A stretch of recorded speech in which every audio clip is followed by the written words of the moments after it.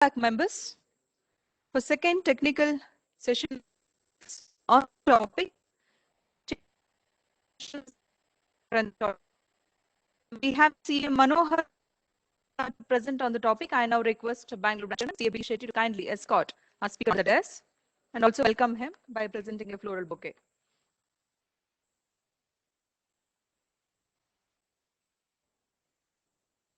Huge round of applause, ladies and gentlemen.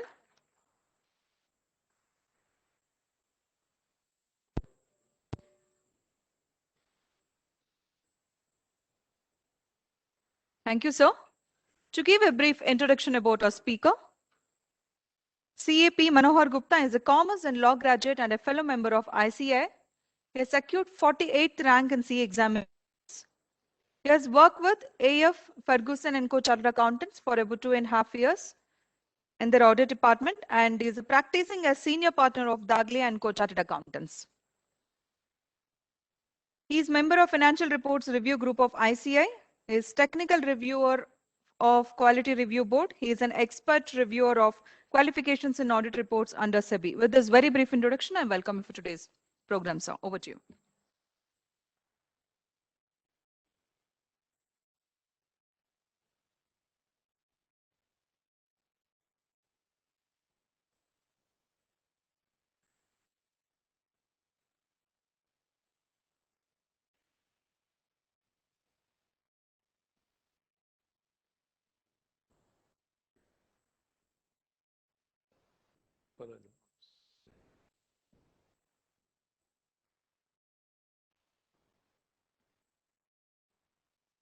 ಎಲ್ಲರಿಗೂ ನಮಸ್ಕಾರ. I think all the professional brothers and sisters who are present here, who are virtually present, sitting at their offices or homes, I would like to say that it is my proud privilege to be here to share my experiences, I can say, with you on the subject of God.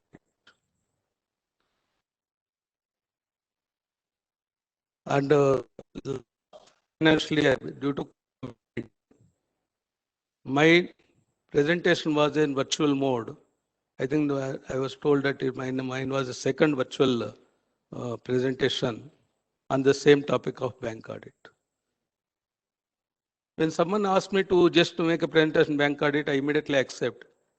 Only one thing is, whatever I would have prepared that I made here and there some little and all, I can just not spend much time for preparation of that.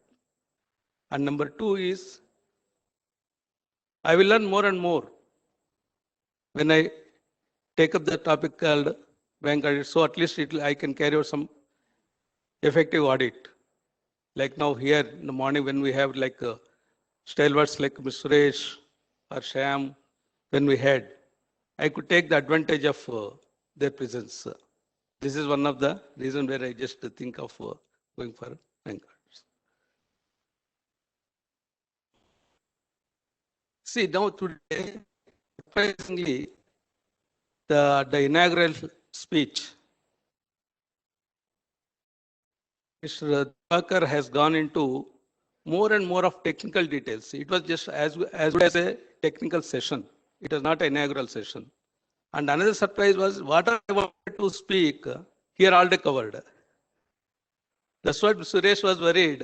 This is the last session. What it will be there left for him to speak?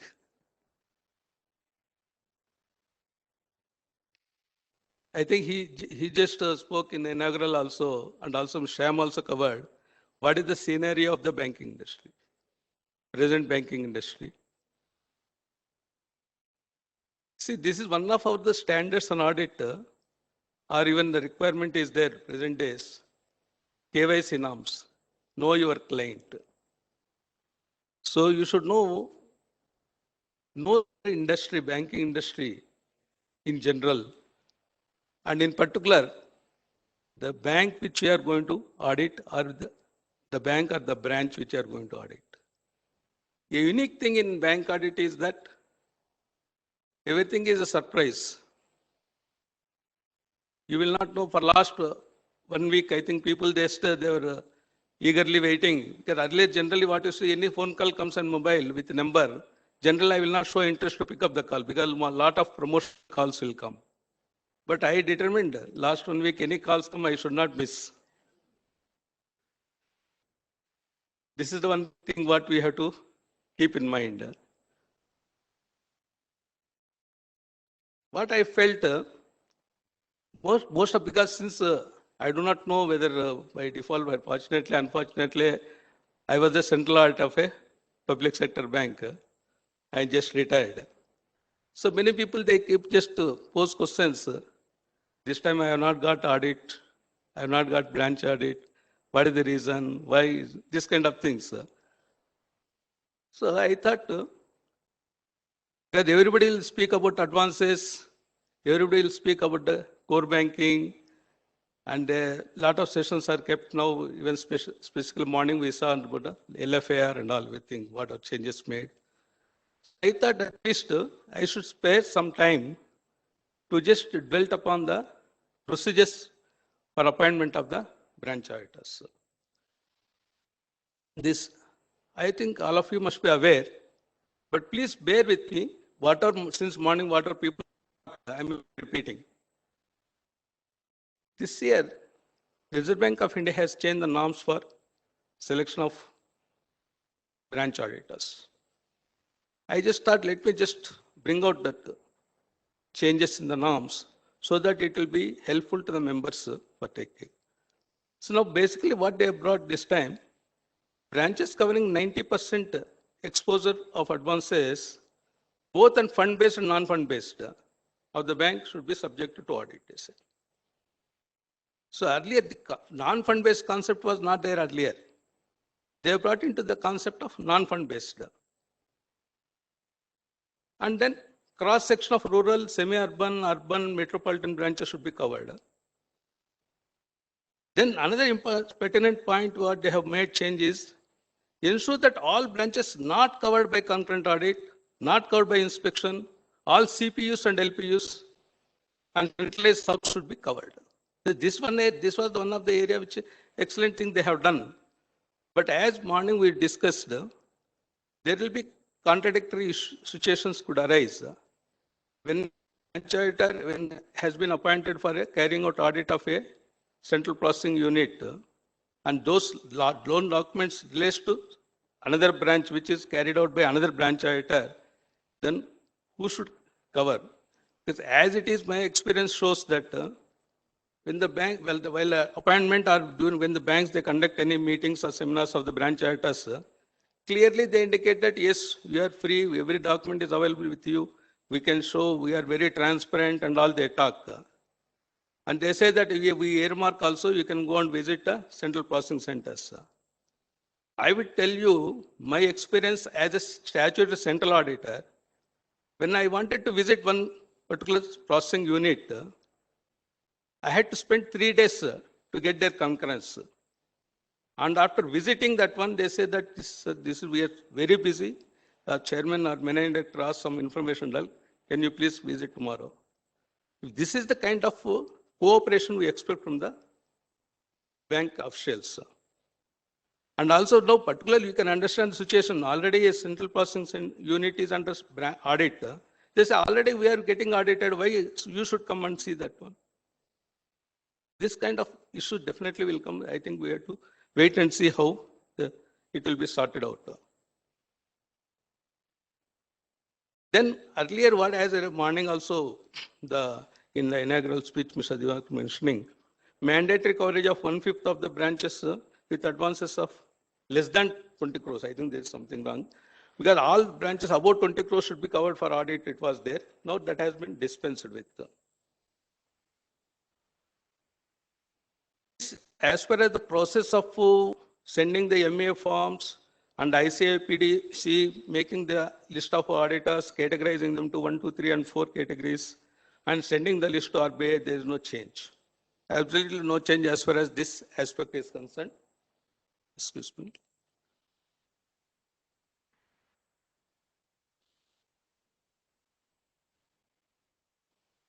Now the experience is what they should, the RBI will get the entire list with the different categories. And also they get list from the respect all the banks. What is the requirement? How many branches are required to be audited, and also category wise. 1, 2, 3, 4 category wise branches also they get. And based on that, they'll just, I do not know whether they process through some software or something like that. They allocate number of branch auditors to each bank. They send the list to the banks. Now, for instance, I was just inquiring with Canara Bank. They require this time for new auditors for 6,000 branches. Against 6,000 branches, even if you take average about 2 branches, they take also, they require around 3,000 auditors. Against the requirement of 3,000 auditors, they have received 19,600 auditors list. But one thing, out of the 19,600 auditors list, they have to pick up the auditors. Then one thing I will tell you, our institute has developed a software for processing the branch auditors selection. And the last 4 years, our institute has been fighting with the bankers, banking industry, and they have gone to the Reserve Bank of India also. RBI has given advisory guidelines. They have advised all the banks management to use the institute software. I think this year, 3 banks, all the PSU banks, they have used the ICS software. But only why ICS software is a specialty is there. This software, because RBI, they can monitor, they can see what are the manual intervention made by the bank's management in selection of the branch auditors. So nobody would like to say whether X does the audit, Y does the audit, makes no difference. Why should I manually intervene and explain to the RBI? This is one of the concept it comes. Then this principle of one auditor, one bank continues. Vande Bana, Vande Bama, Rama. Same thing, it has to be followed here. So now question is, once the list is received, when the process they make, they start making inquiries to the auditors. They seek consent from the auditors. Here one thing important to see, you get a call for seek consent. Whether we propose to appoint to auditors, can you give a consent? Along with the consent, you have to give eligibility certificate and declarations. That doesn't mean that your appointment has come. 99%, once the consent is given, appointment will follow. But only thing is, since if you feel that I have only given consent, after sometime another bank approaches you also, you feel that that is better bank, I will give consent to this bank, I will withdraw consent to other bank, that you will be into problem. Once consent, it is irrevocable consent which you have to give. Once a consent is given, it should not be withdrawn. In case for any other reason, if you withdraw the consent, you will not be considered for empanelment in future. This is very clear in the RBI guidelines. Then now another thing is maximum tenure of a branch auditor in a bank, they retained as 4 years term. Only change what they have made, in certain specified centers, cooling concept was a cooling period. 2 years cooling period for branch auditors like places like Bangalore and all like that. So now that concept they have done away with. Instead of the cooling period, they say rotation concept they have brought in. That means if you are carried out audit of Canara Bank for 4 years, then you will get rotated. You will not be eligible for Canara Bank. You will go to some other bank. And another thing is that by this system, what they have made, earlier what happened, you see about 5 or 6 years back, you see X auditor will receive calls from 3 banks. And 10 Y auditors, they will not get any call at all. So that kind of thing, it will get minimized. I think there are no chances of getting repeated calls from different banks. This is one what I could feel like that. Then even for allotment of branches also, ICS software, what they said, they had to go by the geographical locations.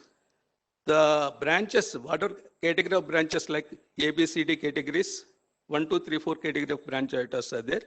So A category branches should be allotted to category 1, class 1 auditors. They say where the nearest branch is available to the auditor or nearest auditor available to the branch, they should pick up. That system will pick up.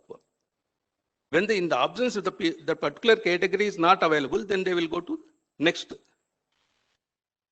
distance branch auditors. So on, so on, and they will take like that. This is one features of the software what they have. But as usual, the top 20 branches of the bank will be carried out by the statutory central auditors, except in case of State Bank of India, because they have got 14 statutory central auditors. Each auditor will be allotted 3 branches. Now, another thing is, many of the banks, they have reduced the number of statutory central auditors. So earlier, what happened, they have got ABC categories. In A categories, banks, they can have maximum 6 number of statutory central auditors. B category banks, 5 was there. C category, 4 were there. Now, what they said, what the RBI circular was speaks, you can have any number of auditors, statutory central auditors, not exceeding 6 in case of A category. So now they have interpreted why 6 auditors should be there. We'll reduce. For instance, Bank of India, they brought down to 3 auditors. 3 central auditors are sufficient. In spite of merger of other banks with them also, still they can do 6 auditors. Even take Canara Bank also, they brought down to 4 auditors. When the syndicate bank got merged with Canara Bank, total number of branches increased to more than 10,500. Still the management felt that, yes, we should continue with the 4 auditors only. We do not want to increase the number of statutory central auditors. In this process, what you see, earlier 29 central PSU banks were there, 136 auditors, central auditors were carrying out audit of PSU banks earlier. Now it has come to 63. But as Sam was telling, now these days, accepting and carrying out a central audit, it is a nightmare. I tell you when just experience when where the central auditors for Canara Bank, our office just across the opposite to the head office of central. After the audit committee meeting, we had to wait for some time for the board to clear the accounts to sign the accounts. So one time I had some urgent work in the office. I told somebody, I will just go to the office. When the board calls, I will just tell me within 2 minutes I can reach. Somehow that guy forgot to inform me. I was waiting why his board is taking such a long time. By curiosity, I read. By that time, they called auditors inside. I was late to go. After the process is over, chairman asked me, you have an advantage. One leg other side you reach your office, one leg this side you reach the bank. I told him that is the advantage, but it is a lot of challenge crossing the road. But one pertinent thing he told, is it a challenge of crossing the road? Is it a challenge for signing the balance sheets? Sir, immediate challenge is crossing the road. Next challenge is every morning when I get up, I will pray the God. Oh God, please see that nothing will happen to me. And every day while going to the bed, I will thank the God. This is what is happening after signing the bank's balance sheet.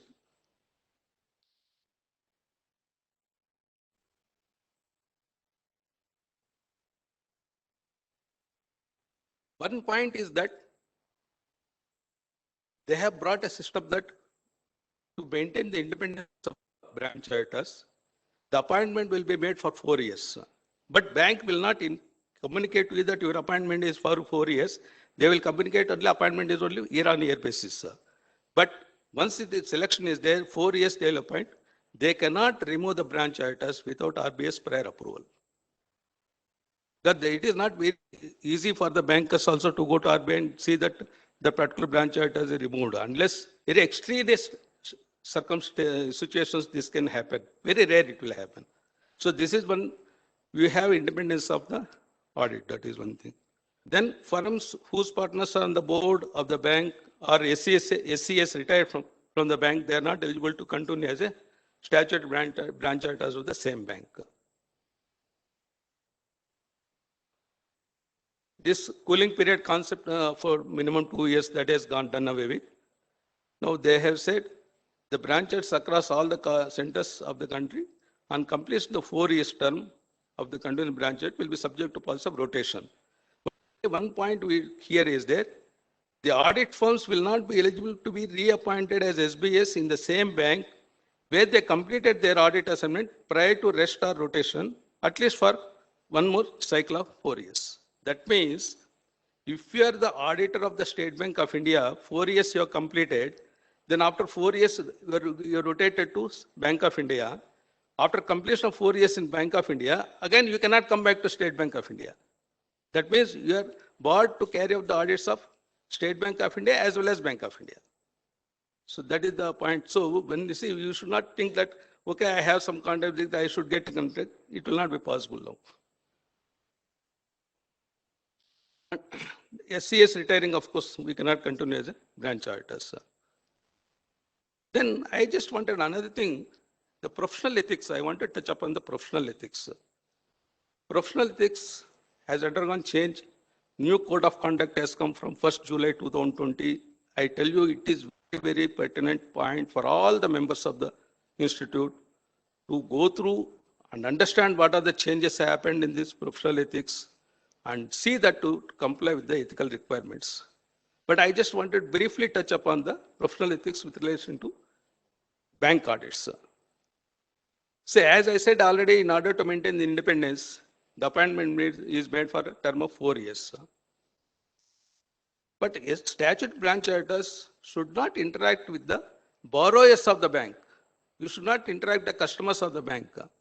So generally what happens, when you are carrying the audit, you raise some queries with regard to asset classification issues. The first thing what they say, sir, everything is fine, this way very good customer, this one and all that. Then within next half an hour, say customer wants to meet you, he will explain you and all like that. Please don't entertain. Here you can discuss anything with the auditee, not with third parties. And even if you desire to make unit inspections, unit visits also, please ensure that responsible bank official accompanies with you and then you can inspect. And seeking NOC from previous auditors is a must. Many of the members, they are under the impression that since this is a appointment is made through RBI, allotment, government bank and all, why requirement of seeking NOC? No. The ethical required standards are very, very clear that even in case of public sector undertakings or public sector banks, NOC is a must. Only one concession they are given that due to the technology changes, even if you send an email and get the email confirmation, that is sufficient. Then you can, another thing is loan. Once you have borrowed any loan, neither you, your spouse or children, any relatives, you have raise a credit from any bank, you cannot accept the audit. Just yesterday somebody raised, I have borrowed a loan in my HUF. I am carrying the audit as an individual capacity. My HUF, how can it be my relative? Can I accept? Please don't enter all those things. Even loan, if you have borrowed, many people they say, I have borrowed a loan against my fixed deposit. Already bank has got my deposit. When I borrow loan, why? What is the problem in accepting the audit? That is also not permitted. Even that you are very particular means you close the deposit, close loan account and close the deposit and accept the audit. Then statute branch audit cannot accept stock audit of the same branch of the bank or even any other branch of the same bank or sister concern of the bank for the same financial year. You cannot, not only stock audit for that matter, any other assignment cannot be carried out. Then a concurrent auditor of a bank X cannot be appointed as statutory auditor of Bank Y, which is sponsored by Bank X. Because many of the banks, they have got sponsored banks, regional rural banks and all like that. This issue will come across, one should be very careful. Then another thing is where concurrent auditors are, they're asked to carry out quarterly reviews. Many banks, they're asking quarterly reviews. In fact, one bank, when I was carrying out concurrent audit, they said quarterly you have to review and give certification. I told them, you see, look, there is our council's directive is that quarterly review is nothing but certification of the financials. So as a concurrent auditor, I cannot carry out this job. Then they say, you are the only person who raised this issue. What is this? Sir, I will send you the institute's circular. I sent to them. Of course, then they have not given me that job of quarterly review. But what I feel, then I wrote to the institute also, it is not that you just impose the restriction on the members in the ethical standards and all like that. But you should communicate to the banking industry. You take up the matter with RBI also. Let them bring ban on that.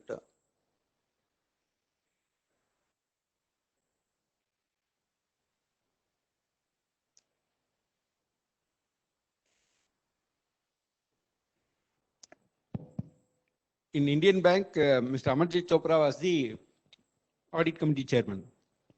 He was on the board. We were the statutory auditors.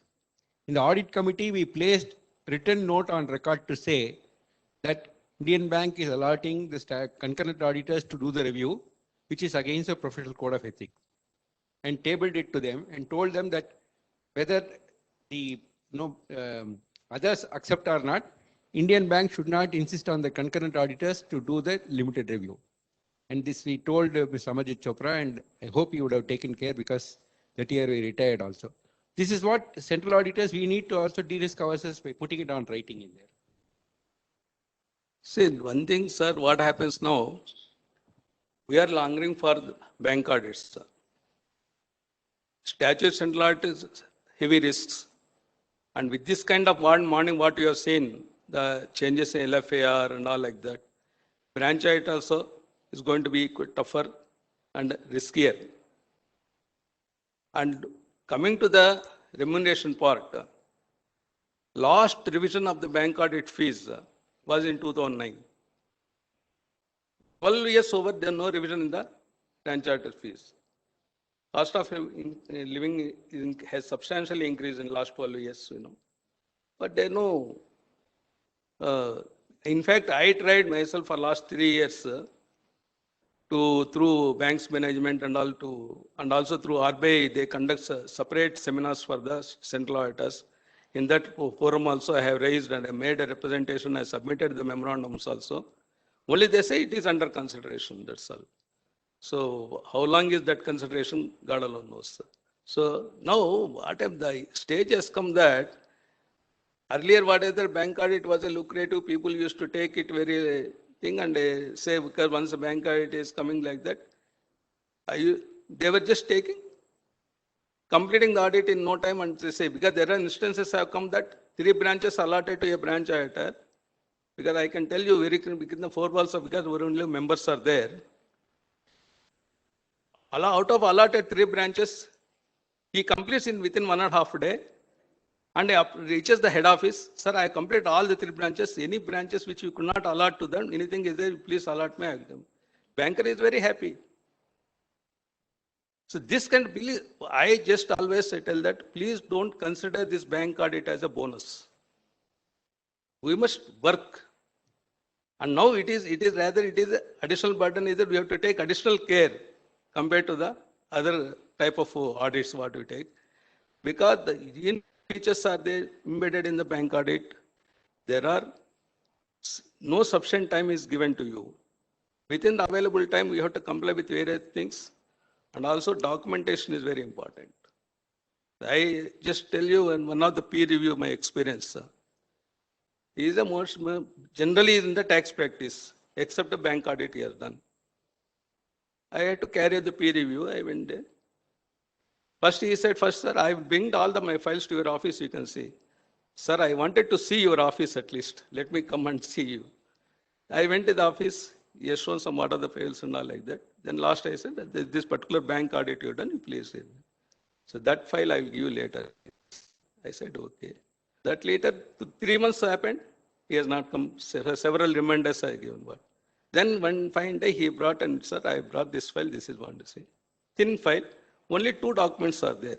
One is the appointment letter. Number 2 is the covering letter from the bank for giving the check for that. What evidence you want for this? I have carried the audit. Sir, at least what are documents you have signed, balance sheet you have signed, audit report you issued, you have signed, certificates, so many things you have signed. I do not know, sir. I went to the bank, sat in the branch manager's chamber. Whatever papers they have given, all I have signed, I given him, came back. See, this kind of approach if you keep, I tell you, after that particular incident, I had to write to peer review board. Due to my preoccupations, I will not be available to carry out any reviews. Please don't allot me any reviews. Collateral damage.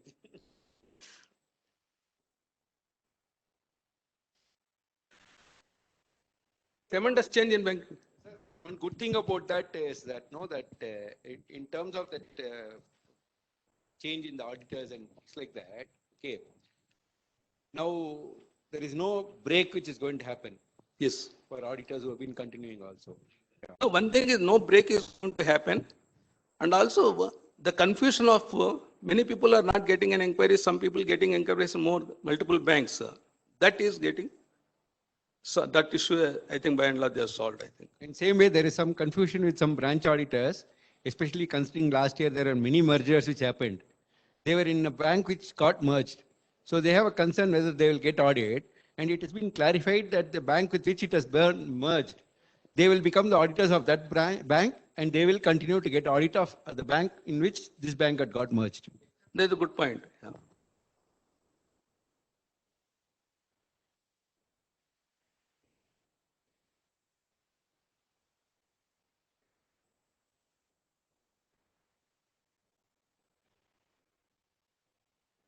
Maybe. Because this was the problem was visible for central auditors.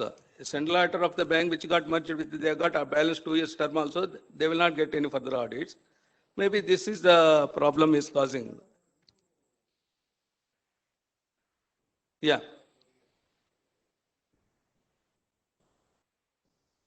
The Allahabad Bank auditors who did last year, their names are not forwarded. They have not gone to Indian Bank. Names were not forwarded by Indian Bank. Maybe They are not considered for allotment. But what as Mr. Suresh rightly said, whether merged is that those auditors list will come to this other bank. But exception, Allahabad Bank statutory auditors, they are not considered. Okay. Yeah, Canara Bank, they confirmed. Whosoever auditors were continuing the syndicate bank, they will be deemed to be auditors of Canara Bank. We will consider that. What are the balance period is there, that will take it.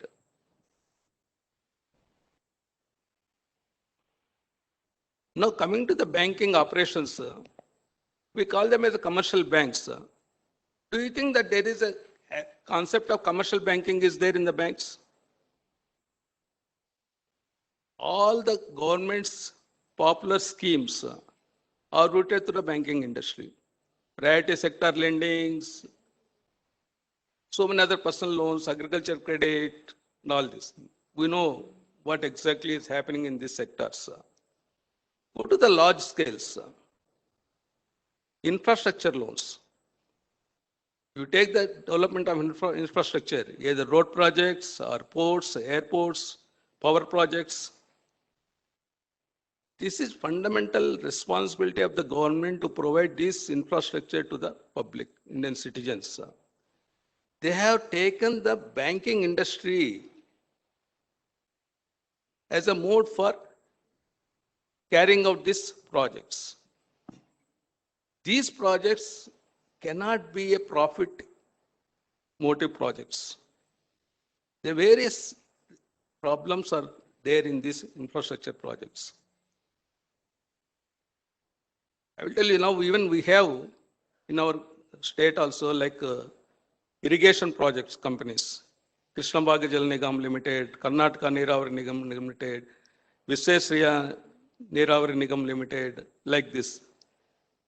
They have taken all this concept from the Sardar Sarovar Nigam project in Gujarat, where the first they have in the country, they have formed a corporate.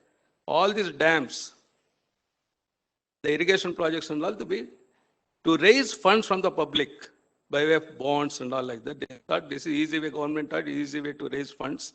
So you go form a corporates. I will tell you, if you see the Krishnabhaga Jal Nigam financials if you go to their website and see, for first 11 years, they have not prepared profit and loss account. Whatever the Almaty Dam and Narayanpur Dam, whatever they made, they have transferred to the company.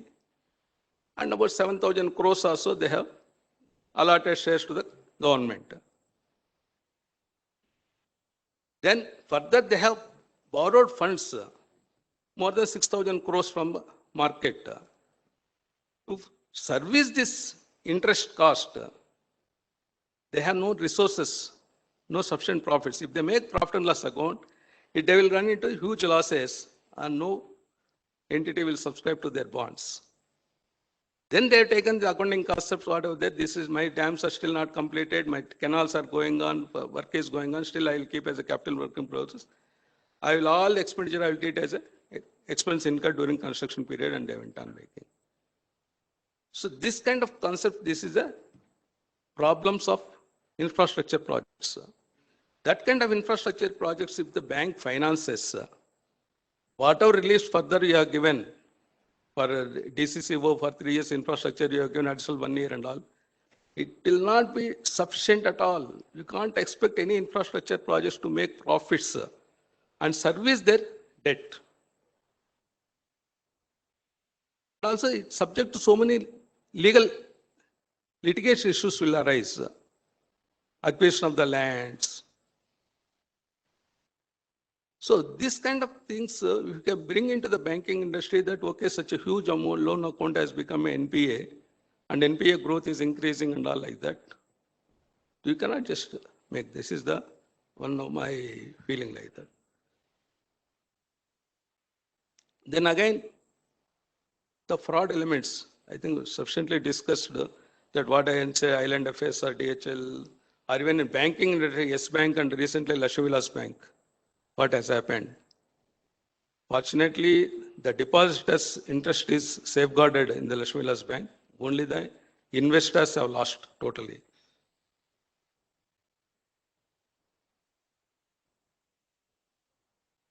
Transparency functioning, I think Sham covered that what is the latest digital banking, all the technology-driven mobile banking and all. Mergers and all we have discussed sufficiently.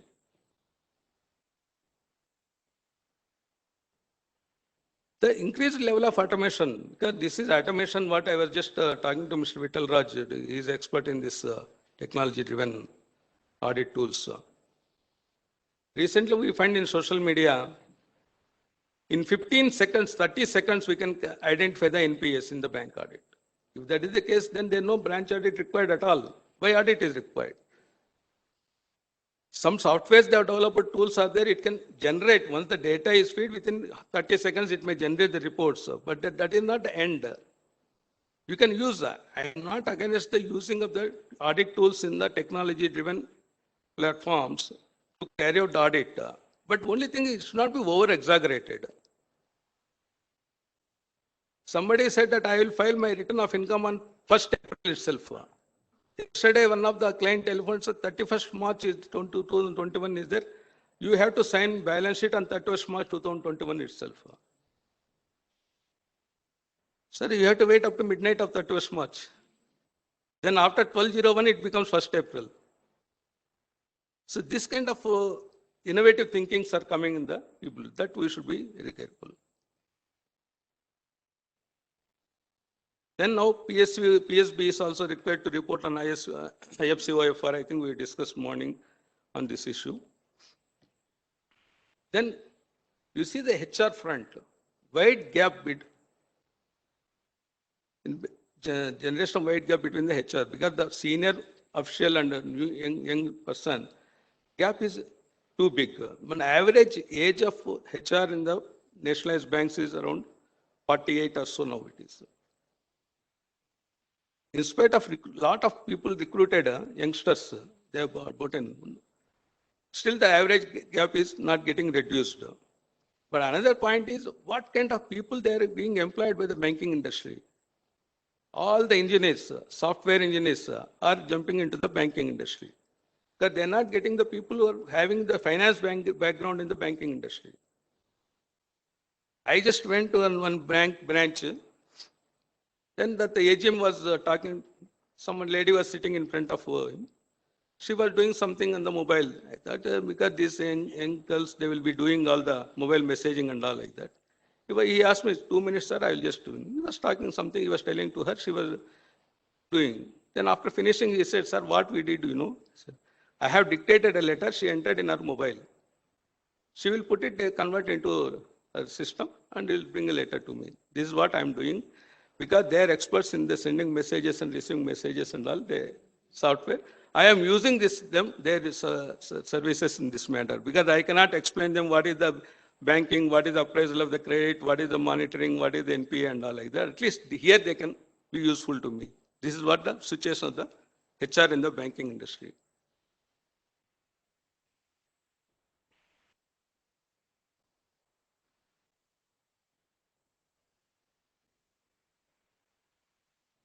Integrity. We have to search where is the integrity now these days. Any incident occurs in any industry, banking, particularly in banking industry, they are fingering at bank auditors. Lot of criticism is happening in the auditors. In later, when somebody said that there is a dispute between the husband and wife, somebody asked who is their auditor. To that extent, what I mean to say, that because the expectations and they wanted to see the auditor, there is no limit. Enormous expectations are there on the audit profession. Even for that matter, whatever the situation are there, we are exceeding, we are delivering the goods. Take for example, tax audit. A client who comes to you, say even first week of April also, you will take leisurely, you will complete 1 month, 2 months, a small client also you carry to audit. A client who comes to you on 31st October evening 5 o'clock also, you carry out the audit and you will give the tax audit report. So this is what we are, I think we have, let us all of us think, who is to be blamed in this? But we don't have that courage and guts to say that, yes, you have not come on time, I will not do this audit, better you pay penalty 1 year, so next year you will not repeat. We must bring, sir, when so much responsibilities are imposed on us, when we are shouldering responsibility, should we not take the same courage and say, just see that clients will come under, they do also their obligations, they comply with, then we can do the job. But we are not allowing. Even for that matter, I will tell you, I just give one instance. One of the public sector bank, public sector company having 77 of the workplaces in the state, they called for a tender for internal audit. These days, whenever they call for tenders, so much stringent technical parameters they impose. They say you should have so many partners should be there, so much years of experience should be there, your annual revenue should be so much, average annual revenue, and you should have carried out audits with the above 500 crores turnover companies, this kind of so many things. And also they started awarding marks also. Then you should score at least 75% mark, then you will be eligible for that. In this case, they have made similar parameters are there, they have received applications. They have found that only 4 firms are eligible as per their technical parameters. All 4 firms are senior firms. I was also one of the eligible firm. When the bid opening, I was present. I was the only person present. When they just opened, according to my own calculations, I require at least 800 man days to complete the audit and give the quarterly reports. And the terms of the tender is that your quote should include all your travel expenses, out-of-pocket expenses, GST and everything. Nothing will be provided by the client. And you have to travel across the state. I can't do my calculation, I don't know whatever the least calculation is, some 18 lakhs has come towards travel expenses, travel and other expenses. I thought at least another about 10 lakhs I should have the fees. I forget about that. Another place GST, I said, okay, around 32, 33 lakhs should be the ideal fees I should quote, minimum fees I should quote.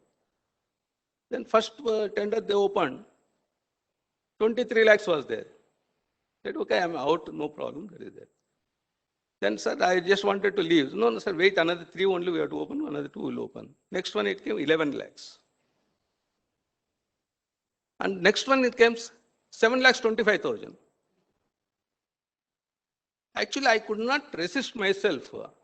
The person who has quoted 7,25,000 is well known to me. Immediately I telephoned him, what is this you are doing? Because they have got multiple branches in the country. They have got Bangalore branch person, I spoke to him. No, sir, we wanted to strengthen our firm's profile. What is strengthening firm's profile? So at least you have at least some sense of responsibility. Another case was somebody when I went to Hubli talking on the tax audit matters, he said, sir, in our town, one charter one is there, he is charging 250 rupees for tax audit report. Sir, who is a very interesting gentleman, I wanted to see him. Now he has come to this conference. I told him, call him. He came, and why you are charged? At least you should maintain the decorum of the profession. I am not getting any work, sir. What should I do? Okay, you come to Bangalore, I'll give you work. I will give you work not relating to accounting profession, RIT profession. In my village, I got cattle. Go and breed. I'll give you better than double the amount what you give. This is the kind of, we are downgrading ourselves, sir. Whom we should blame? We should realize that what is there at least, because we have already lost whatever respect. Earlier we have been carried out about 10 years back, there is no respect today. For that, who is responsible? We must be responsible. Now, concurrent audit, let us take. Concurrent audit was the least paid. They expect hairpin to aeroplane, but the fees is meager. The least fees, many of the banks, they are paying, some banks, Allahabad Bank or so, they are paying 6,000 rupees least fees, the smallest branch. Then they have enhanced to 10,000, I think. In all across the board, all the banks, minimum fees is 10,000 they are giving, the small branch. It goes up to 30, 35,000 is there. Average fees is be around 16 to 17,000 rupees. Bank of Baroda last year, they called for concurrent audit system, not one branch, entire zone. In Bangalore zone, 57 offices, branches and offices to be carried out by concurrent audit. They have indicated the fees, 65 lakhs will be the fees. It is inclusive of all travel, everything. It is not confined to only Bangalore alone, entire Karnataka it comes. Covering all the travel, if you take out, the average fees what we get per branch or per office, it comes to 6,000 rupees. A very extra large branch, where otherwise you will get at least 30,000 rupees fees, you got reduced to 6,000 rupees fees. Bank of Baroda management, definitely they would have gone to their higher ups and to the board. By making this concept, we have reduced the cost of concurrent audit by threefold. This is the system what people are. People are still, they say, they use influence to get the concurrent audit.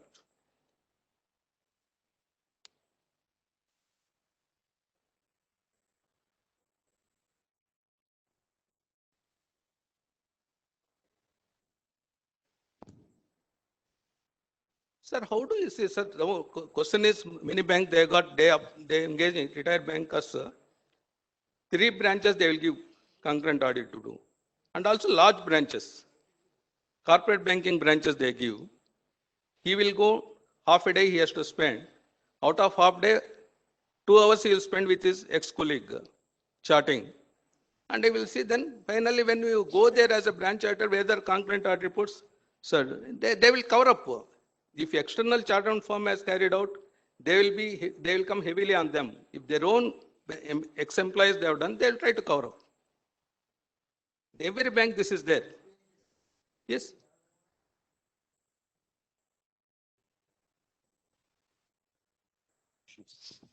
It's been tragically happening, and when we talk to them, nothing to say. You see, SBI has began very well, but nowadays they're all being cornered by retired officers. And chartered accountants are simply going into outside. Imagine they are asking you to do the treasury, the audit of this thing, cash chest, 1,500 rupees per month. So because no, sir, we have to realize ourselves. It is not that our profession is depending only on the particular bank, concurrent audit or branch audit of the bank. Can we not live in this world without bank audit? Yes. Let us realize the fact. Let us, we have got to, I think in Indian Chartered Accountants, our Institute of Chartered of India is rated as the best in the world. When you have got the best talent, best, what you say, technology is available, brain is available, and efforts are there, sincerity is there, but why we should do all these kind of things? I think this is what I see collectively we should think. We should realize ourselves. Let us have, maintain at least professional decorum for that. Tax audits also it was done like that. They have invited, we said, okay, they have put it only as in that small 10 lakhs, 15 lakhs, then we can give the quotation. That's what it was. Sir, Reserve Bank of India, about some time back, they called for a concurrent audit of branch. When they called, that time, newly the Institute Council, they have issued a circular that you should not respond to a tender unless a minimum fees is indicated in the tender. That was only for attest functions. I knew that, yes, this is applicable only for statutory audit, any audit attest functions. For concurrent audit, you should not apply. But I thought, let me take a chance. I wrote a letter to them. We have called for the concurrent audit of the Reserve Bank of India, but our Institute of Chartered of India issued these guidelines. Since you have not indicated the minimum fees to be quoted, so we will not be eligible to respond to the tender. Please consider this. I don't know, they have considered that one. They have withdrew the tender. They fixed the minimum fees of 75,000 rupees per month. Earlier, concurrent audit was being around 35 or 36,000. Double the amount, they themselves they evaluated and made. Now question arises, when 75,000, everybody will quote only 75,000. Then whom they should select? Of course, they made again some parameters technical, they have selected something. My point is at least we must bring out literally, and also we should take before the institute also, why you should restrict only for the attest functions. In the professional ethics, what they have changed recently, what they say, if any tenders are called for any audit work, if it is statutorily restricted only to the chartered accountants, you can respond. No, you should not respond, they say. If it is only exclusively reserved for chartered accountants, you should not respond to the tenders. If it is open to other professionals like cost accountants or any other professionals also, then you can respond. That's what the ethical guidelines there. I do not know what is the reason. If it is restricted only for statutory services to be rendered by the members, you should not respond. This is one point we should keep in mind. Can a private sector bank appoint a sole auditor? It happened in the cheapest bank. They have removed all the branch auditors. There's only one auditor, one of the big four is doing it. Possible? Why not, sir? Where is the restriction? Why one bank? Any large banks you take it. HDFC, where are the branch auditors? ICICI Bank, where are the branch auditors? There are no branch auditors. Because like for your information, HDFC Bank, they have given 12 notes in the auditor's office. They installed the bank systems in their auditor's office, read-only mode. 24/7, you can access the data available to you. But only thing is, you have to deliver the goods quarterly. You should. This is the deadlines are fixed. Within the deadline, you have to give report. In future, that branch auditors will vanish. It vanished, sir. I think there is not far away. It is going to happen in public sector banks also. Then there will not be conferences like this.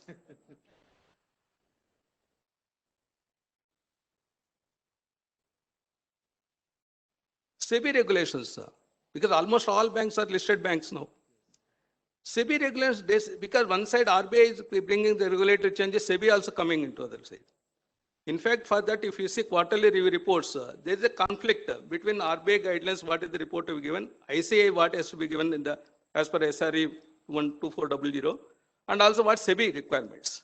Then which one I should follow?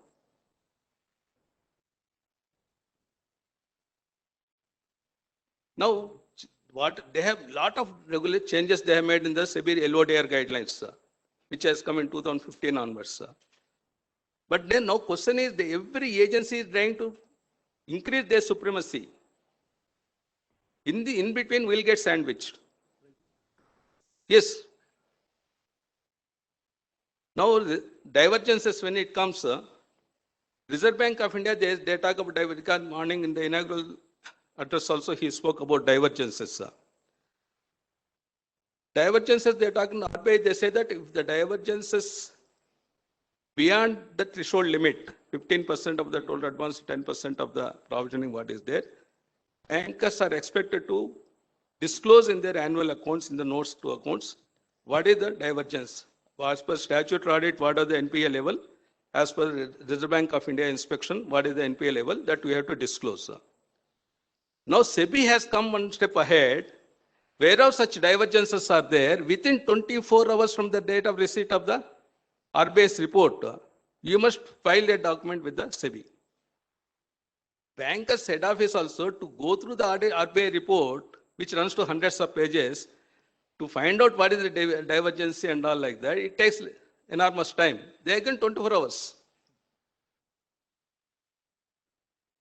Then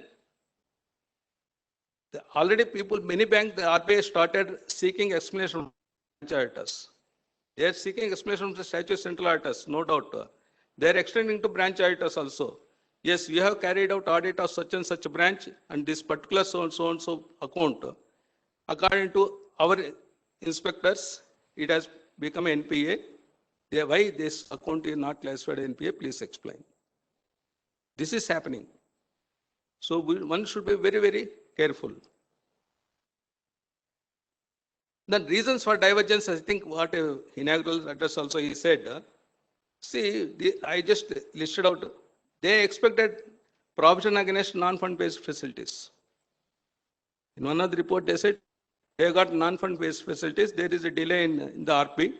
Account has been classified as NPA. Provision is made on the outstanding amount. They say non-fund based also is there, commitment.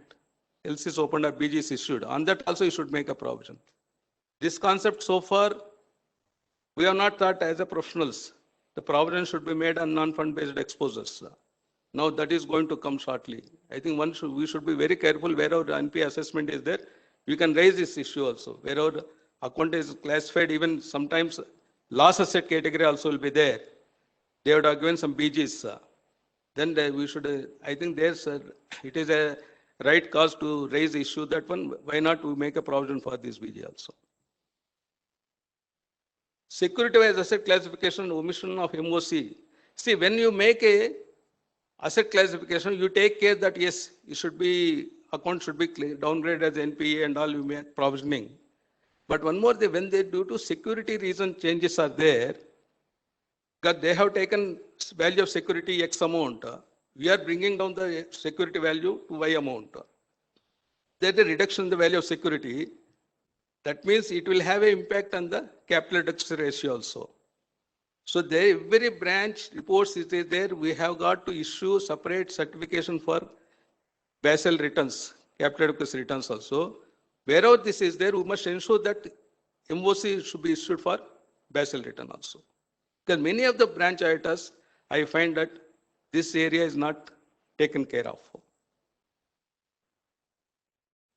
And also when restructuring, an account has been restructured, for any reason that restructuring fails, the date of NPA we have to recount to the pre-restructuring period, not from the date of default which has occurred. So here many times banks will not follow, we also miss. This is one of the area where the divergences has happened. And non-provision for FITL.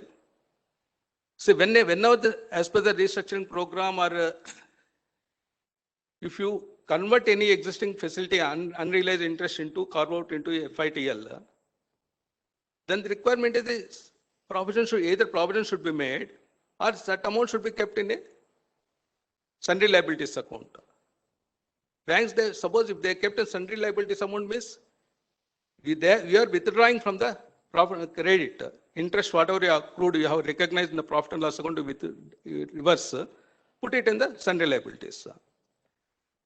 Not that same practice is followed by all the banks. Some banks, they will not do that. But FITL they create. Out of my advance amount is there, whatever advance is there, I just carve out and put it in a separate head as FITL. But in such cases, you must ensure that provision should be made for that. This is one of the area where it is a gray area where we are missing. Then another popular problem is subsequent recoveries. When you raise a particular loan account is gone bad, they will tell, sir, we are gone on 5th of April. Another 2 days you are there now. Before that, I will recover this amount. You please allow us. Subsequent events we do consider. We state, okay, you have because some cases are there where accounts are getting closed also. We may oblige and all. We will say we will not classify as a NPA. But RBI inspectors in the seminars they do accept, but inspectors they don't accept. They raise that one. We are certifying the financials as on 31st March. Literally, you should give what is the status on 31st March. This is one of the gray area where the resulting in divergence between statutory audit and RBI inspectors. Delayed implementation of RPs. This is very important aspect because implementation they would have started, they will tell that, but we have to see that whether implementation has been happened within the time limit or it has been delayed. If that is there, then we have to bring it back to NPA level. Security value variations, it is a serious problem. Several common problem we find in the NPA accounts. What we feel is once this account is classified as an NPA, from substandard automatically it will move to doubtful D1, D2 categories and all like that we will take. But we don't give importance for the security value assigned. It is very important aspect, particularly once the account is classified as a doubtful, whether security value has been properly assessed or not. The guidelines are very clear that once in 3 years they should get a fresh valuation has to be done. And also beyond 5 crores limits are there, they should get dual valuations. And then again in the valuation, they say that is the fair market value, realizable value, distressed sale value is there. Which value should be adopted? So this is another issue. As per RBI guidelines, wherever that is there, you should, particularly in case for security valuation purpose, you should consider realizable value, not a fair market value. Then allowing concession on account of financial difficulties, not treating as restructuring, because many times they say this is a minor temporary difficulties are there, please don't consider. Because as per RBI circular, very clear that any modification in the terms of the loan agreement, it amounts to restructuring only. NPA symptoms already in the inaugural section is said, because this is NPA systems has got a direct link to categorizing the account, or we can suggest that one, yes, this particular account should be red flagged. Like constant increase in the stocks and book debts. Stock and book debts are there, they're furnishing regularly on time. But if you see the level of stocks and book debts, compare with the projections what they had given, or compare with the industry standards, there will not be any match. Substantial increase they would have done. Consistently they will give. January they give 100, February will go to 150, next it will go to 200, it goes on increasing. That means one of the symptoms that one, those statements have been furnished regularly and all everything, but there is something wrong is going on. That is one of the symptoms we can say. And development of BGs and LCs. This is also another symptom. Turnover not routed through cash current account. This is one, yeah.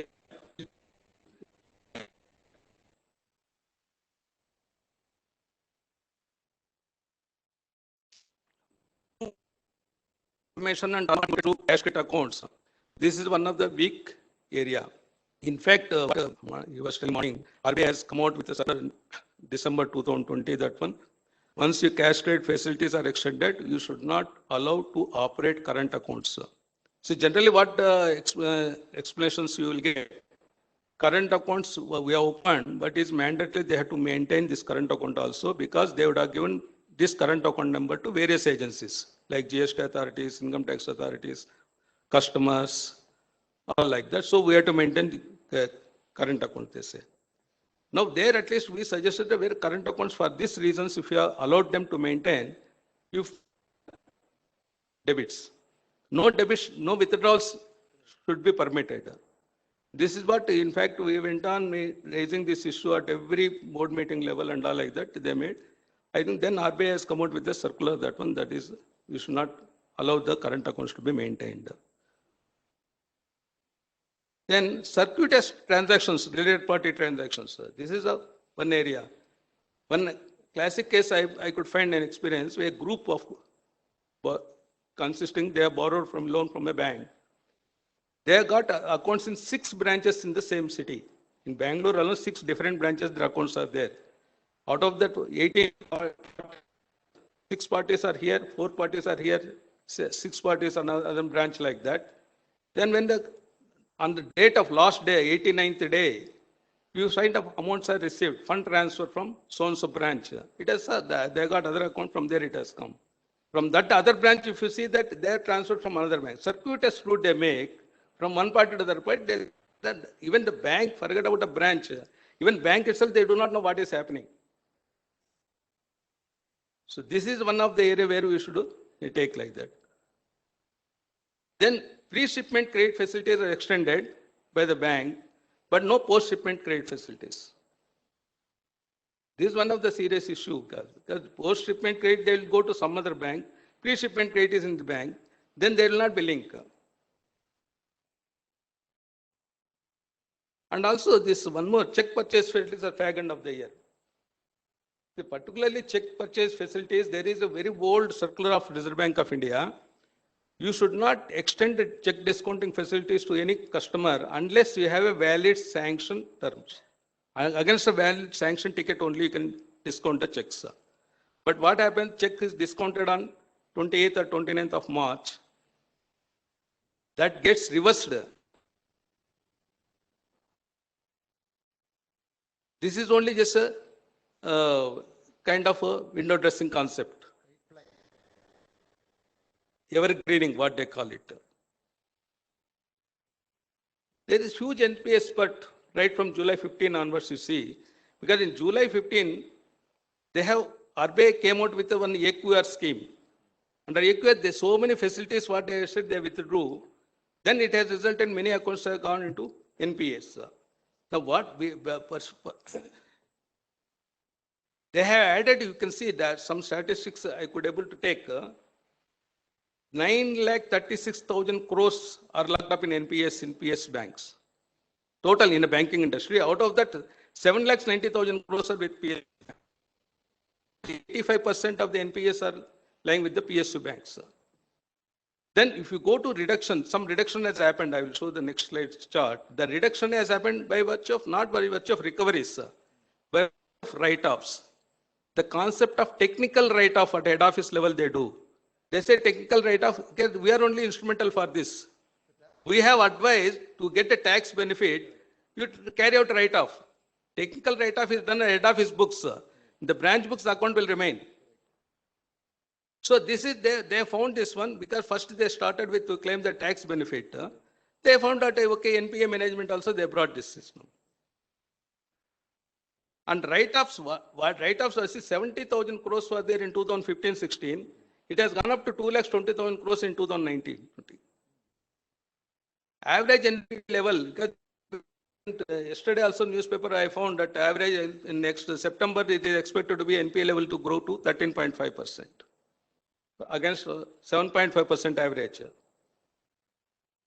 Look at this table, NPA level in the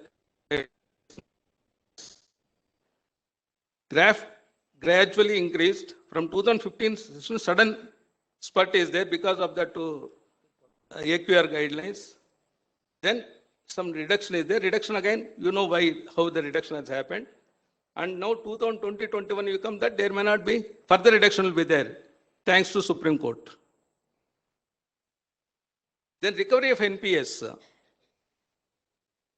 In India, recovery of NPS rate is lowest among the entire world.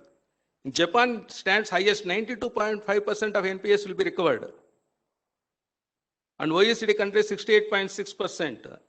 East Asian specific 28.4%, whereas India is 13.7%.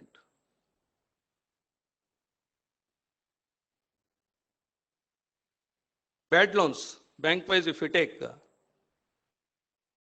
this left-hand side what I stated is the, whereas the NPA level is above the industry average.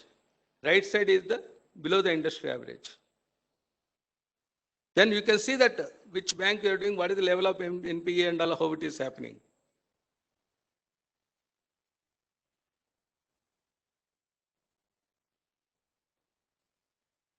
Various popular evergreen methods they follow. Assigning different customer IDs to the same borrower. See, the concept is deemed NPS. If it is one account, one facility becomes NPA, all other facilities, irrespective of their performance, should be classified as NPA. That can happen by the system with the common customer ID is assigned. But different customer IDs are assigned for various reasons. I think Mr. Vittalraj will explain later why it is there. For legal, they cannot change the once customer ID is there, they cannot change. They say they have to close down the account again, open a fresh account and all like that. In case of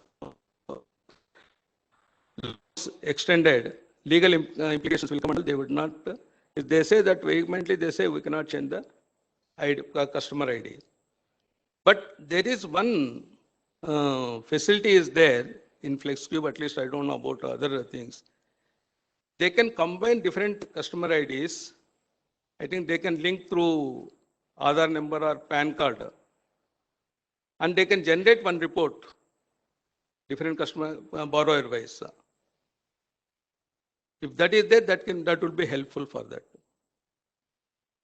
Then opening LCs and BGs outside the CBS. See, now it is a online system driven. If somebody comes and all, I want a bank guarantee, the customer always will come urgently. Today it's over, I have to submit for the tender requirements, bank guarantee required. So particularly semi-urban, rural areas, or even many of the urban branches also, the branch manager is not well-equipped staff to deal with to generate a BG in the system. What they do, you bring the stamp paper as per old, you generate, I will give bank guarantee outside the one you take. This is a very, very dangerous situation what we see.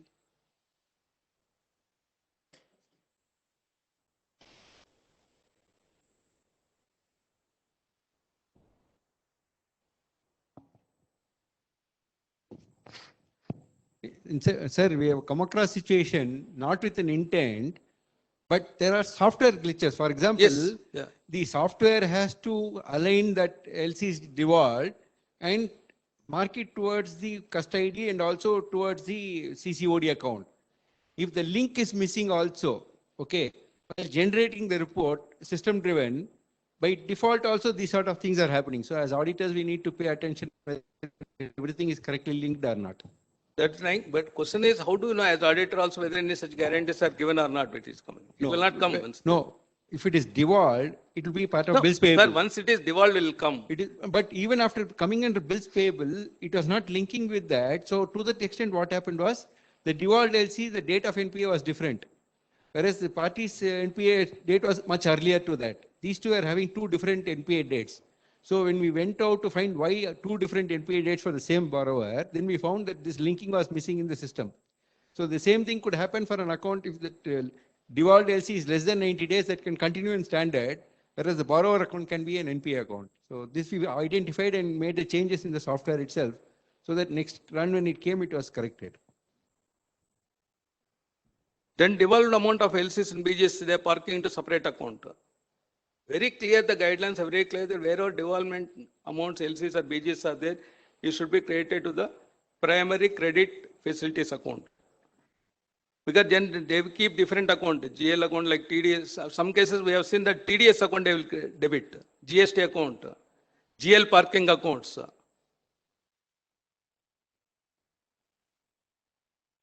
Then additional loan is recorded to sister concern and the loan process are transferred to borrower's SIC account to circuitous entries.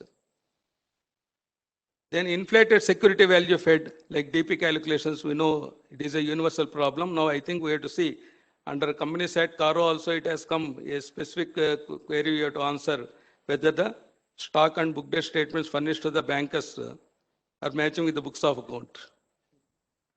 Fortunately, they are deferred by one more year. CARO. So now that will, this is the open secret industry is being facing problem. And this is the area I think we have to be very careful here to see. DCCO, I think the morning inaugural, we has covered, I think we can make like that. And tenability of limits are not set in the system in accordance with the sanction terms. This is the another area which we are very careful. Again, system has nothing to do with that. We have to see as the audit process, we have to do carry out some test checks, what are the terms are there. Then considering ECGC claims and making the provision in case of accounts declared as fraud. Even ECGC very clearly, once account is declared a fraud, what they say, my claim is available, the net balance only I will make a provision. When the account is declared as a fraud, then how ECGC will settle the claim?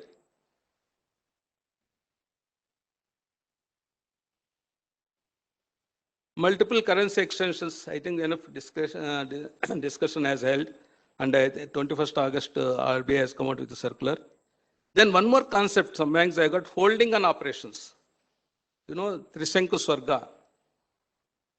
The sanctioning authority has no comfort with a particular account. He doesn't want to take any decision. They say, you just hold, leave it as it is. Don't do anything. That's what I used to tell. When you, as a banker, you don't have a comfort, as an auditor, how I will get the comfort? Then, when you ask the branch, sir, submit renewal papers, we already submitted, it is under process. Sir. Mere submission of renewal papers cannot validate the account. A 180 days period has gone, renewal is not taken place. Some of the banks, many banks, they give administrative circular to the branches that one. After submission of the renewal papers, don't downgrade the account. You continue the account for operations to be carried out in the account. But that is only purely for administrative reasons. But they take that, they quote that circular. They say our head office circular is there. Once you submit the renewal papers, it is as good as account is renewed. So as far as IRAC norms, this should not be accepted.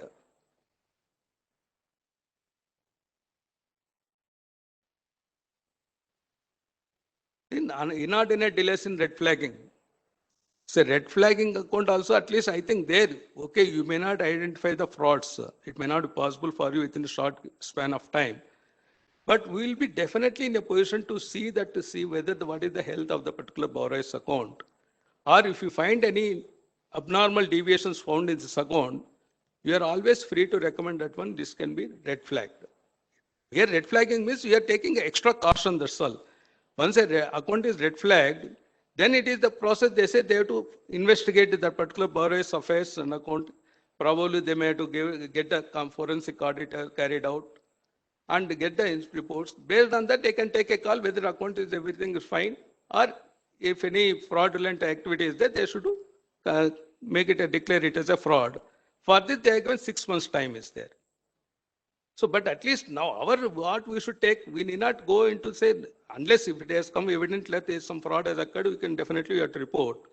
But at least red flagging recommendations, we can do it. At least this you say, at least then we are doing something value addition to the bankers also, and also we are safeguarding our own interest.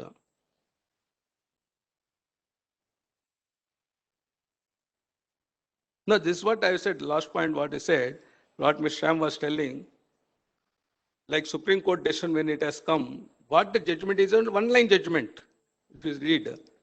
They say accounts which are not been downgraded on 31st August 2020 should not be downgraded till further orders of this court.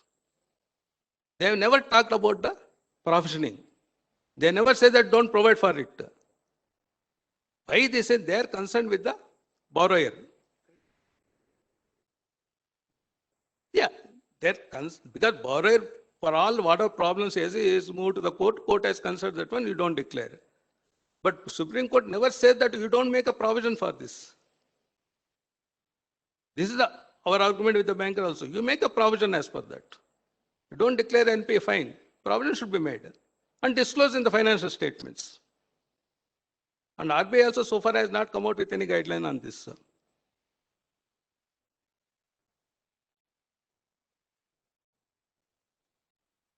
Limit amount itself is changed in the CBS. System will never recognize NPA once you change the limit. Passing notional credit and debit entries in the loan ledgers. Entries passing, this is we find 10 lakhs credit is there, same day 10 lakhs debit is there. There's a by mistake it has come like that, we have corrected. We also feel that yes, okay, it has come like that. But real story is that once the credit entry has come in the account, the system will consider that one credit has come. It will not capture as NPA.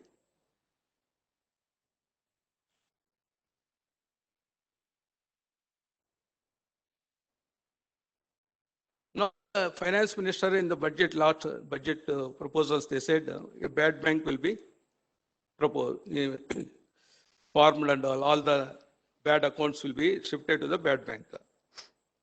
I do not know whether really it is going to solve the NPA crisis in the bank. We have already ARCs are there. They are taking that one. Not much help is giving. And they formed the concept of asset recovery branches. Nothing is happening. No doubt, expertise will be available to deal with particular situation. Because once you make into particular concentration is there. Many of the ASC asset recovery branches have seen nothing but it is a external legal department. Every day moving with the DRTs or NCLTs now. So they have expertise in that dealing with this. But only the problem is they will not have the background of the borrower's part. The bankers, what they are in a hurry because once it is there, okay, you shift to the other branch. Because when I went to State Bank of India, when first appointment, I went to overseas branch. So our bank, nil NPS, excellent. You are doing a tremendous work you have done, sir, with a nil NPA free branch is there and all. After getting into the audit, I realized that the system is once the account becomes NPA, immediately it is migrated to asset recovery branch. Then Madam Arundhati Bhattacharya, she came, she brought a rule. If anybody is transferring the account, 10% in their performance parameters, penalty should be imposed. What happens here, when the asset recovery branches also, they transfer the files in a hurry, they will not send entire files. First the account is migrated. Then all the files transfer, it will take several months. And also a lot of change of employees. The person who is there, who has well-versed in the particular account, he will not be available. And the person who is there, they will give explanation, sir, we don't have any background, this is there, working, and all like this kind of institution. So the monitoring and the real objective of faster recovery or faster rehabilitation will not happen.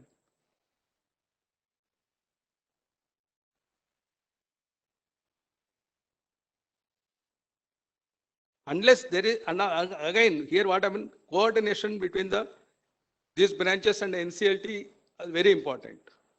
Because DRT, it was a very bad experience. Many of the DRTs, they had no infrastructure. Even many of the cases I have come across that one, this person will say, DRT files also, he will be in his custody. Every time case is posted, he has to carry the files. This kind of position was there in DRT.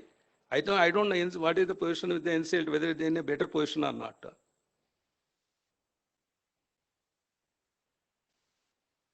Now frauds, see, more than twofold frauds from 71,500 crores, 1,85,000 crores has happened by 2019-20 in frauds. Top 50 credit-related frauds constitute 76% of total reported frauds. Raise of frauds in PSBs is 234 crores year on year, 500% in private sector banks, thanks to Yes Bank and Lakshmi Vilas Bank. Then this is very important. We have to see average lag between occurrence of a fraud and also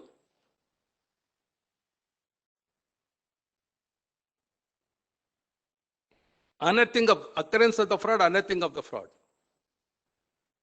It is generally about 2 years is their time. In case of large frauds, it has taken 5 years. The person went on committing frauds for 5 years, then it has come to notice later. So this is one of the fundamental area which we have to seek: weak detection of early warning signals and failure to detect internal external audits. It is a great concern because this is where our profession is greatly criticized on account of this failure, which we have to seriously think on this.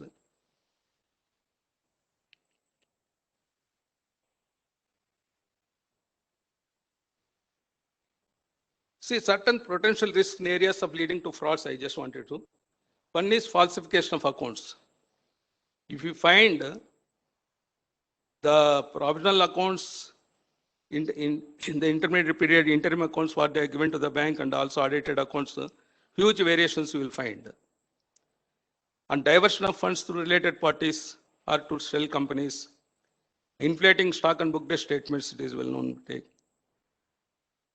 Inflating surplus invoices, fabrication of invoices or shipping bills, debtors list, trade credit documents, and use of current accounts outside a consortium or TRA, where is the trust recovery accounts, then they will not operate that one. And also here, when the consortium banks are there, when the concept of TRA is brought, they say the leader of the consortium or the person who has a maximum working capital facility, TRA should be maintained by that term. But when we ask them this one, sir, TRA is maintained by other member of the consortium or leader of the consortium, so I will consider this one. Unless that portion of his share is received by this bank, you should not consider as a recovery. RBI circulars are very clear. One should be very careful that one where it is a consortium lending is there, when TRA account is there, mere parking the funds in the TRA account will not help the branch which you are doing audit unless the funds are received. That we should be careful. Then term loans directly releasing to suppliers. Term loans are expected to be directly released to suppliers. Majority of them, this will not happen. They would have said that I will say reimbursement. Already I have made a payment and you reimburse to us. That is one of the weak point to see. And unduly long duration of side bills. One thing we have to see, what is the difference between side bills and usance bills? Usance bills, yes, there will be time gap will be there. Maybe 6 months or 3 months, what are the period, the credit period, there.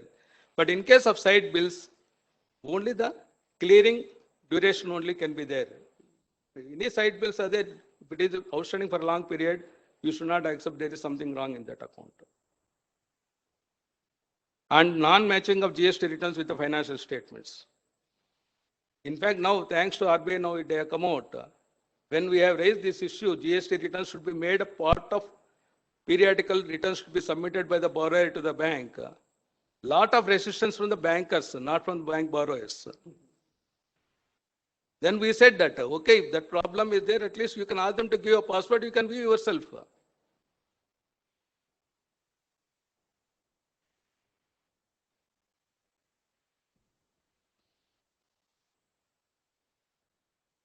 We have discussed how the bank audit is different with the other normal bank audit of other entities.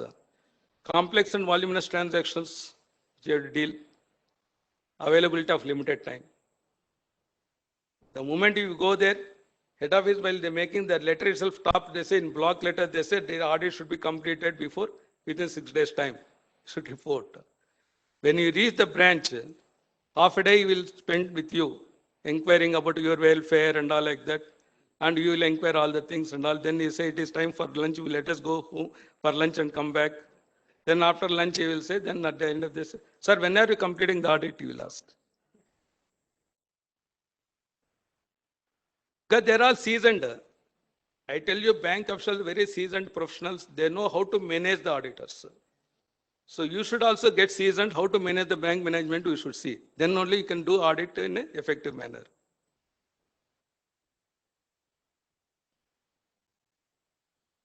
No doubt, bank audit is a balance sheet audit only, but it doesn't mean that you cannot go into other details of the time. See, fundamentally what I say in average size of the branch, if you have to carry out the audit, barring this new changes in LFR, it takes minimum 1 week time. 6 days minimum it takes. Now, with this additional requirements of LFR, so much data we have to verify and it give, additional 2 days you have to take. 8 to 10 days time minimum it requires for a medium-sized branches. If it is a large branches, it will take minimum 15 days time.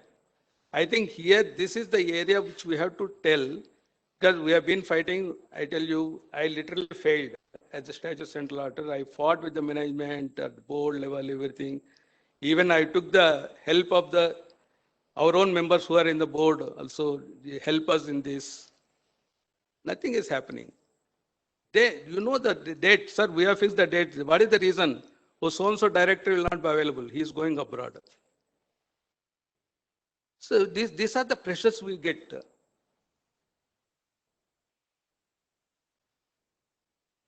Now, question is what familiar, what we have to see, because as I said sometime back, entire bank audit is, we are going the suspense, sudden. It is, everything should go as emergency war footing only. Today is 20th. At least some of the people who are present here, we know that which bank we are going to do audit. But you do not know which branch will be allotted to you and what type of branch it is, where it is located, whether due to in this coronavirus situation also, whether you can undertake the travel or you have to carry out virtual audit. If virtual audit has to be carried, what procedures should adopt? Institute has given some safeguards for virtual audit, what procedures should be followed. When you are carrying out virtual audit, whether it should give any other matters paragraph, any disclaimers we have to give. These are the areas which we have to deal with. Because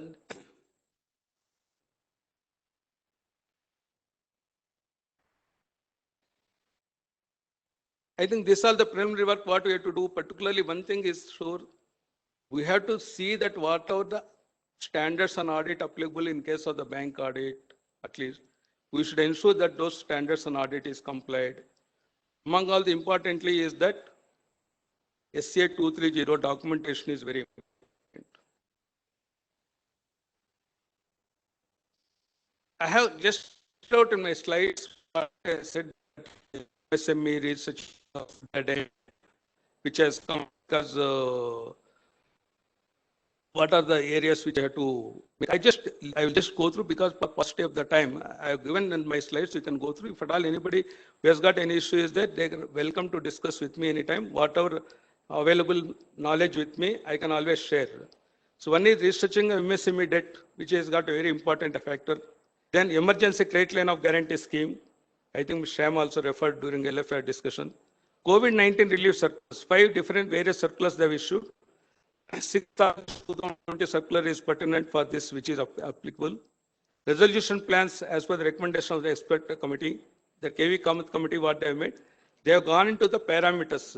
They have decided whether what are the parameters are, what the resolution plans adopted within the parameters or not, at least that should be seen. Then credit rating as should be examined. See, credit rating, Sham also was referring. So one thing, we are all under regulation. We are regulated. Bankers are unregulated. There is no regulation for credit rating agencies. It was mentioned that each person, each agency, they got their own parameters, their own set. We do not know, right? Mr. Ram is right. Now, CRISIL, A double place, and CARE, they have different symbol, which is equivalent to what? Very difficult to know. And also, when the Nirav Modi's fraud occurred, they say credit rating agencies also started blaming. First time I could see, apart from the audit community, credit when this happened. Then that time we say, at least we are under regulation, we have got, but there is no regulation. Whom they should? Then actually the idea was mooted that they should also be brought under specific regulation, but nothing has happened so far. And another thing, what happens, these rating agencies, they just telephone to you. So we would like to talk to you with regard to so-and-so client of yours. We also happily, we just tell them. Don't diverge any information about the client unless a written permission from the client is with you. Any credit agencies, they apply, they call me, they say, sorry, you please get the permission from my client. I give whatever information you want. There is in the recently amended code of ethics also this has been mentioned. So one should be very careful on that. And another thing, LFR, what Sham was mentioning, one is okay, no doubt, because LFR they have amended and all like that. As far as NPA considerations or any comment which is affecting the true and fairness relating to profit or loss of the branch concerned. Many times we resort to it will not be found in the main audit report. nor any MOC issued. Generally, what happens? You raise an account, they will say you identify this is a bad account, we should issue MOC. Then they start bargaining. In the via media, they will say, sir, at least you include in LFR, at least you are safe, they will tell. So you will also find that, okay, LFR comment I'll give, I will not issue MOC. I think that is not acceptable at all. Any LFR comment is there, if it is affecting the asset classification or provisioning is there, we must ensure that MOC is issued. And also another point is where our MOCs are we are issuing, we are giving MOC, but no explanatory note is given. There what happens, that MOC itself is contested at head office level. So the branch auditor has not properly given, sir, there is a mistake is there, you please ignore this MOC, they will say. And it becomes very difficult for central auditors also to deal with such MOCs because there is no information available. And bankers, they know that this information should not be given to the auditors. Then how we will get the information? So it is fundamental, please ensure that wherever MOC you are giving, give the brief note and justification why the MOC is being given. So that solves all the problems. IFC reporting. IFC for now, what Shyam was mentioning that whether it is required at a branch level or not, no clear guidelines are there. I saw yesterday evening, I received the technical guide on this IFC OFR reporting. What they have said, there are two aspects. I think Mr. Vittalraj will go in detail on this. The control aspects, the system-driven control, centralized control aspects are there. Certain controls are scattered at branch level is there. Even centralized control aspects, implementation, the controls, whether they're in place or not, controls may be there that we can say central level. Whether these controls, what are the procedures to be followed, whether they're followed or not at branch level, you have to see. And also various kinds of branches are there. So now what I say now, almost all the banks, they got evaluation of the control process, IFC control processes through outside external professional agencies, they have got it done. Their findings and all, it will be available only at a head office level. To the statutory central auditors, it will be available. It is statutory central auditors, even as I refer to the TG guidance note also, they have to come out with that one. What are the checklists relating to IFC OFR at branch level they should carry out? Number two, they should say scoping in which are the branches are required to carry out the IFC OFR and they have to report. Not necessarily that all the branches are required to carry out.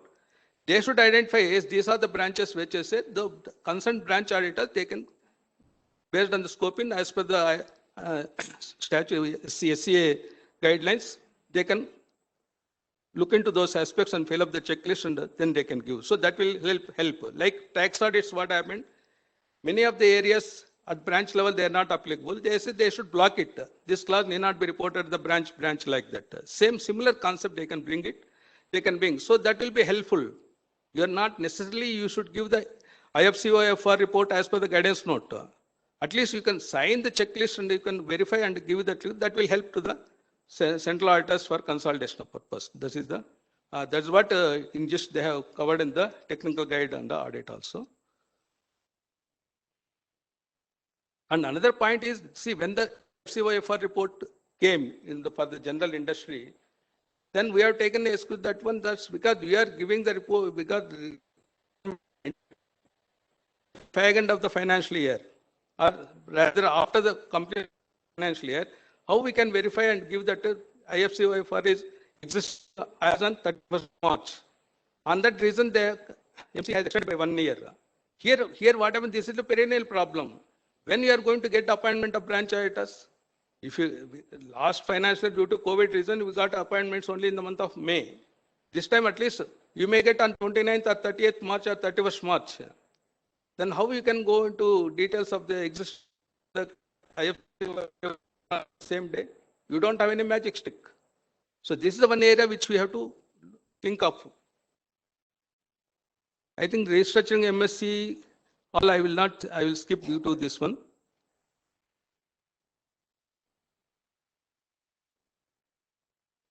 Only one thing of this one, this particular category of borrowers outside the scheme. This at least I just want to deal. Borrowers are not covered by COVID-19 relief circulars because MSME already 2019 they have given the reliefs. There were up to 25 crores where are the aggregate borrowings from banks, NBFCs and financial institutions are there. MSME restructuring scheme. So those people are not covered under this COVID-19 relief circular. Then farm credit outside the scope, loans to PSCs, FSS and LM LAMPs. So these, they are not covered. Financial service providers under 317 of IB Act, government bonds, housing finance companies, loans given to banks' own staff. These categories are not covered under 6th August 20 circular of COVID relief. Funding treatment I will not take. I think this is interest burden. What happened? Whatever the first 5 relief circulars issued on COVID-19, all the circulars talk about the deferment or moratorium of the facilities. And also this is only thing that is they have given additional loan of 20% can be given, but no relief is given for interest concessions. Whatever accrued interest rate on interest, further interest also to be paid. That is thus people have gone to the courts of law. When industry, business, trade and commerce is suffering from COVID-19, where is the interest concession extended by the government?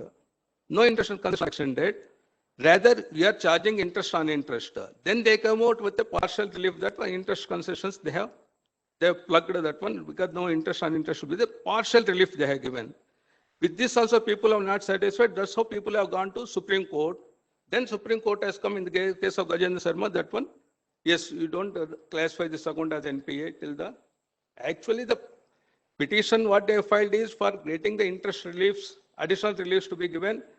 Beyond that, banks are making this account as NPA, then I will lose my credit rating facilities. It will, once it goes to CIBIL, I will get into problems. So this should not be categorized as an NPA account. See, this concept already started earlier also. Like Anil Ambani also mooted in the Delhi Metro Express case also, they has filed order. There what they said, in this Delhi Metro Express case, you should not downgrade this account as NPA, but you should make a provision and disclose in the financial statements. You had to, if the bank makes it NPA, what will be the situation you should make? That was a specific order they passed by the Supreme Court in case of Delhi Metro Express case. But only thing is, since RBI has not come out any guidelines on this, majority of the bankers, when I interacted also, they say, we are making ad hoc provision for this. They are assessing because, but they also equally they are worried because suddenly when the embargo is lifted, huge amount of accounts will become NPA, then they have to take the burden at one go. So they don't want to go on one go. So they are making ad hoc provision also. And if you see the quarterly results of various banks for September and December also, everywhere they have increased the provision, they have disclosed also. This auto-identification of NPS,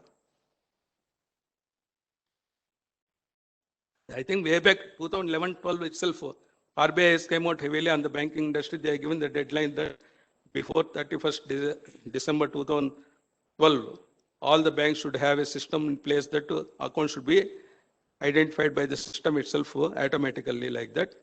I think according to it is not possible. The last 5-7 years, nothing has happened. Partially, it is possible. Because the NPA mechanism is itself is such that the system, entire thing cannot be taken care by the system. Now they have again come out with a fresh circular that before 30th June 2021, banks should have a system in place to see that all the NPA identification be done by system automatically.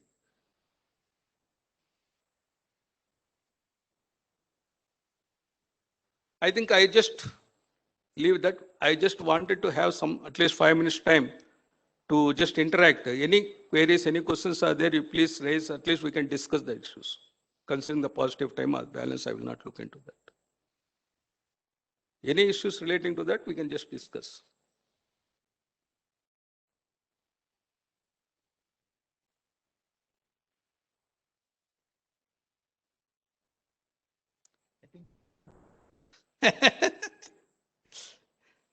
I don't want to take much, I don't want to stand between your hunger and audit. I keep one, what is the future of bank audits? I just wanted to discuss this. Let us think of what is the future.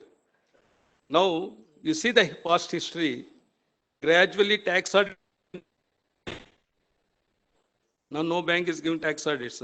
Not only at branch level, even they have gone to some other banks, they said, not necessarily I should give to statutory central auditors. I will get outsiders, what they will say.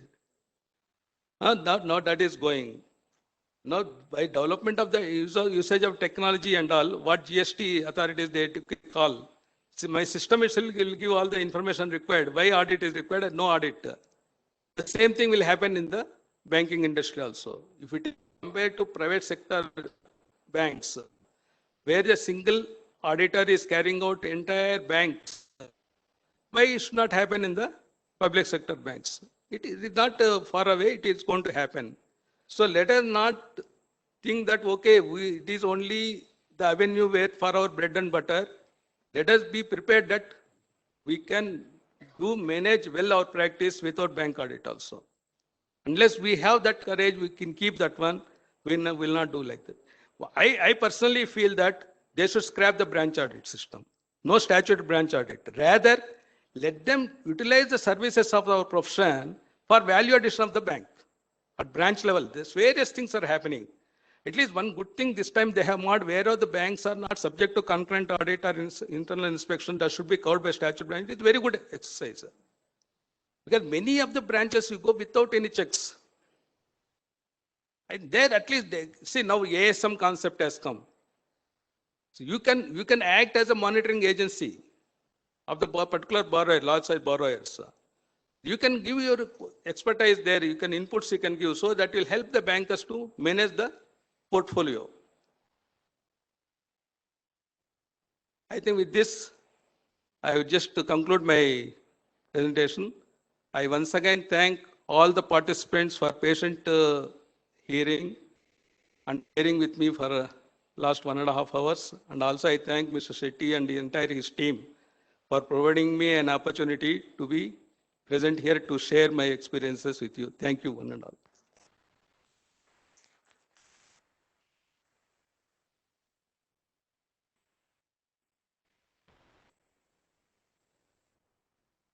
Thank you so much, CA Manohar Gupta, sir, for sharing insights on changing dimensions in bank branch audits. So now I would request our Chairman B.T. Shetty, sir, to please come forward and present a memento as a token of gratitude.